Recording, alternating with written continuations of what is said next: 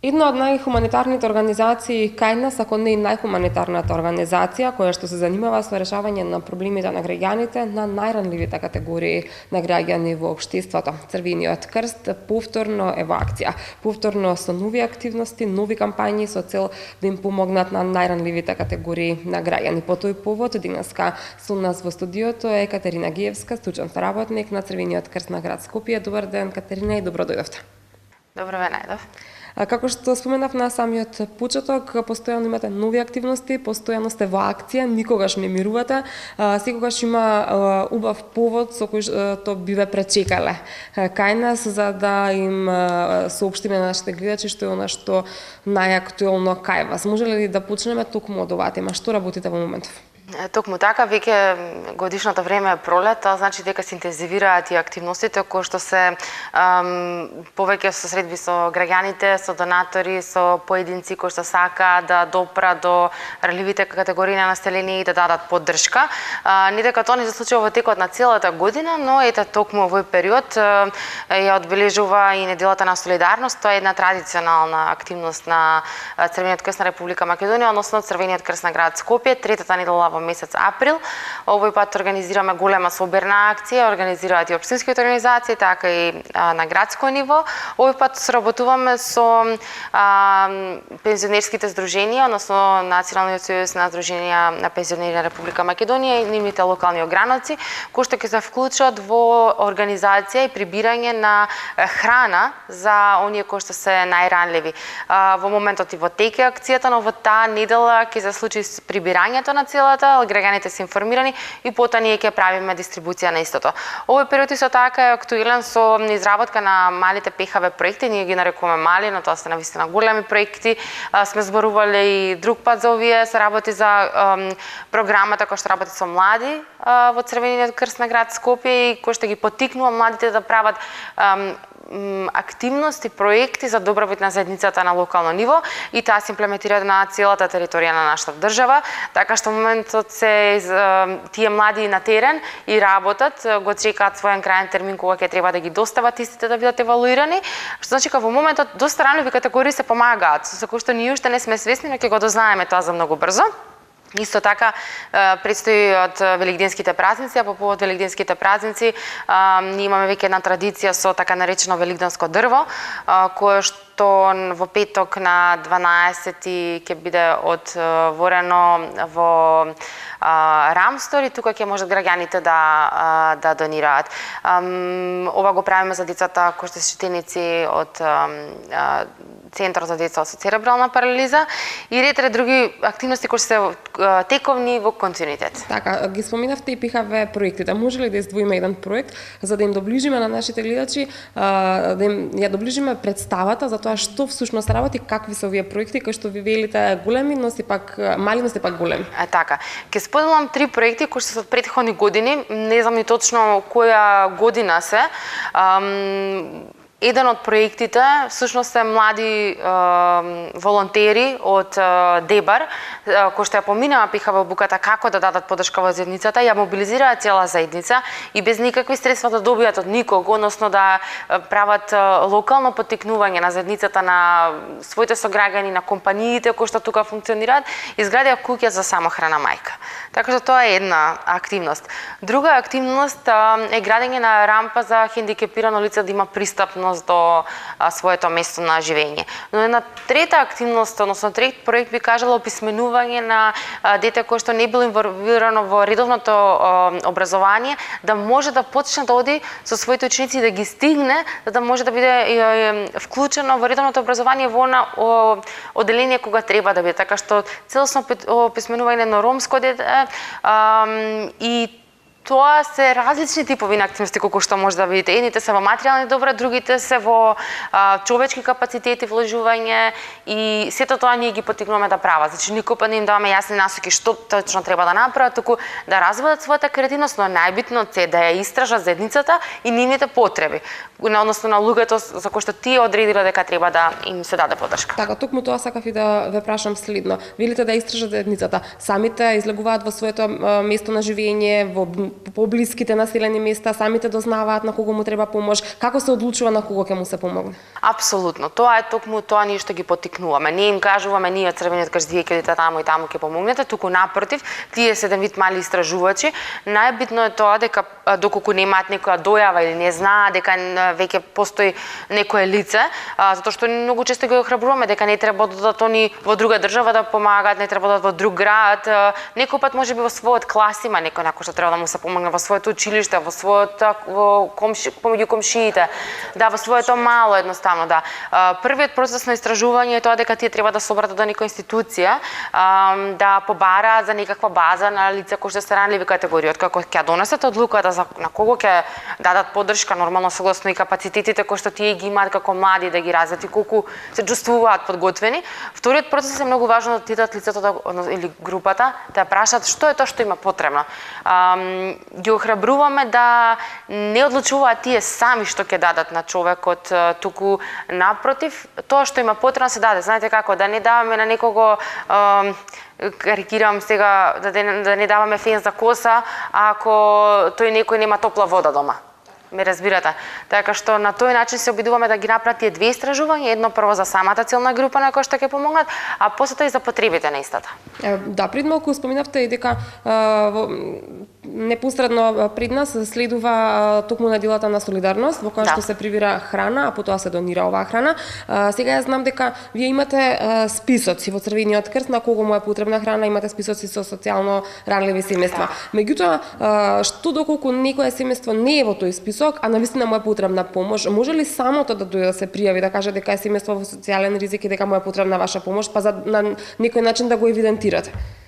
Апсолутно. Секој на кој што ќе дојде кај нас е евидентиран и за него се прави проценка после тоа на терен, се прави социјална карта, за да може да имаме евиденција над целата состојбена ситуација во која што се наоѓа лицето.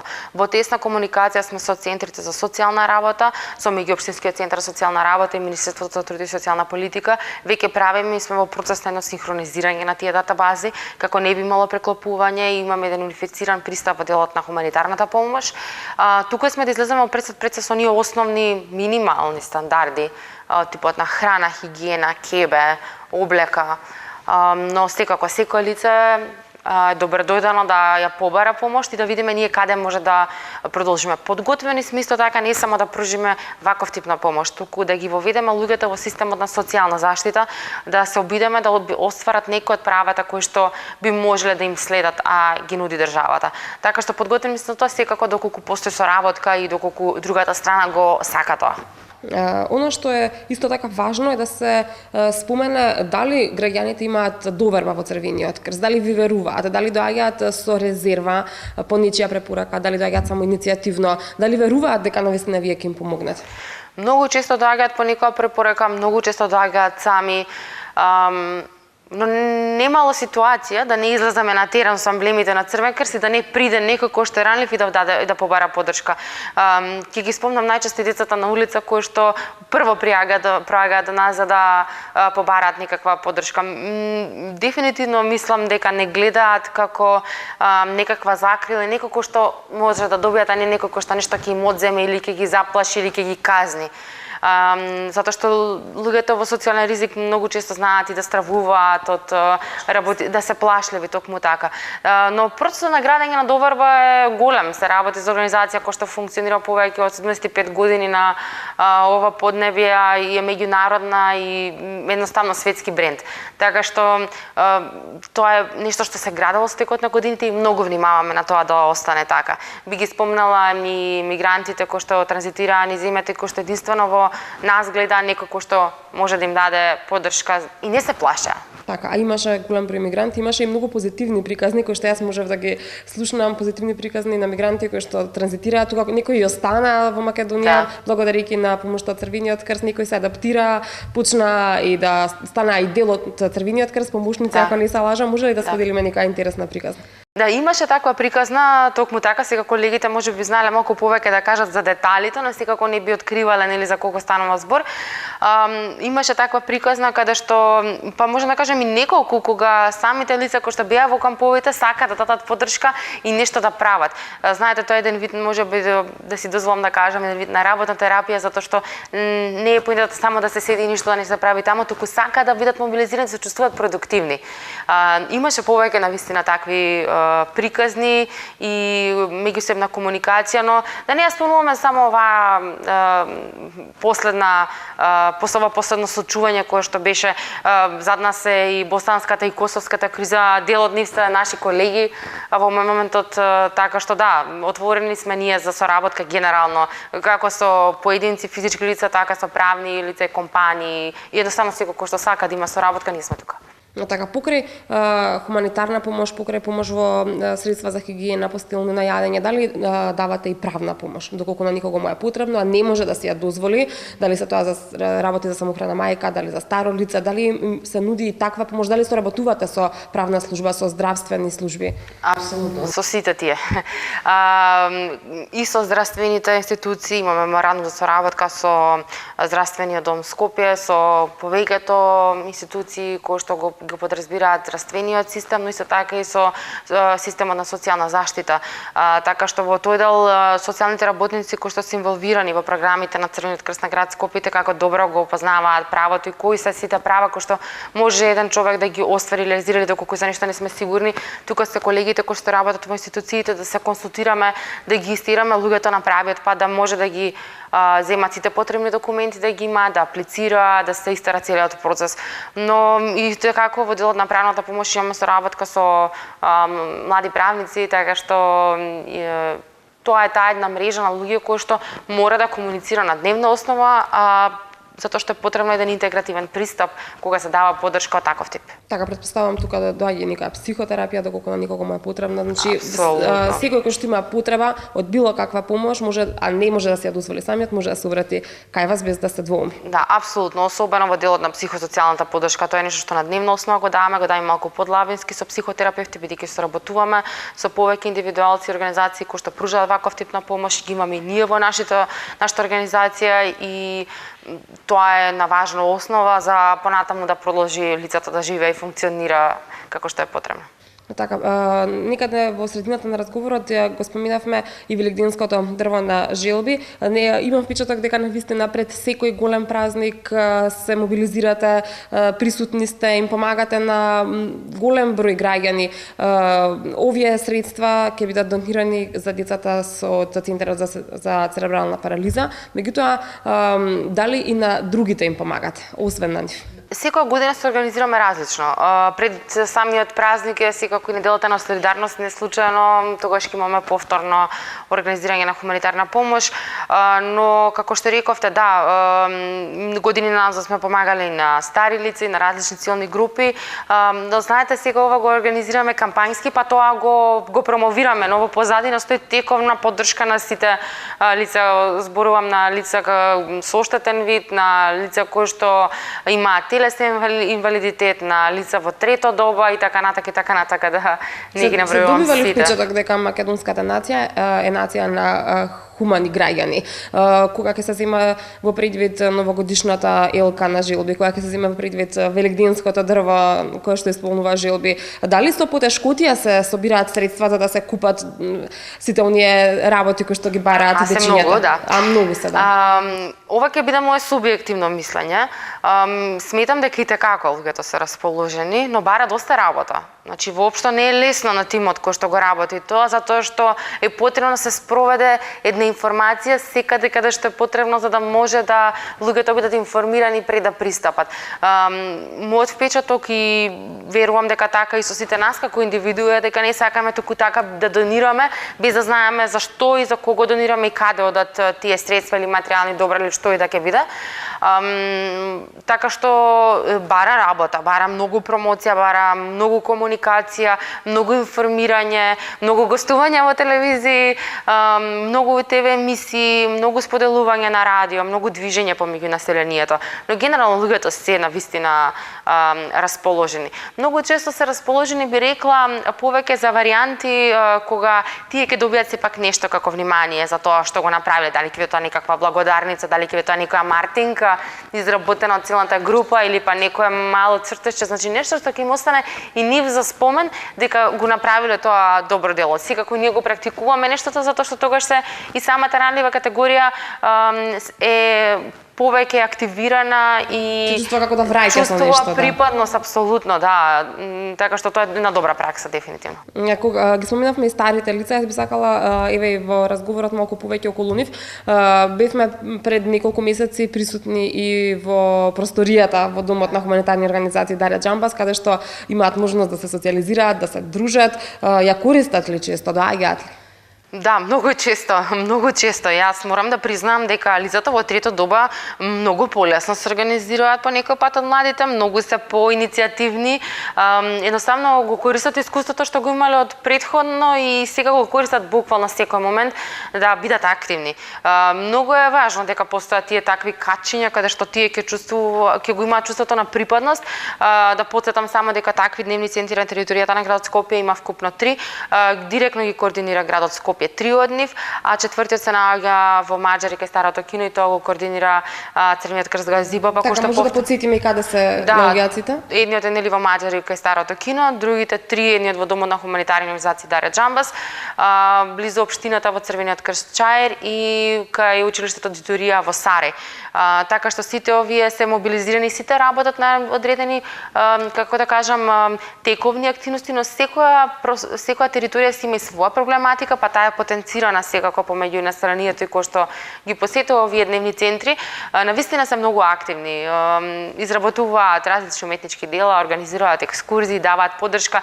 Тие се сега клучната алка во неделата на солидарност и го практикуваат активното старење.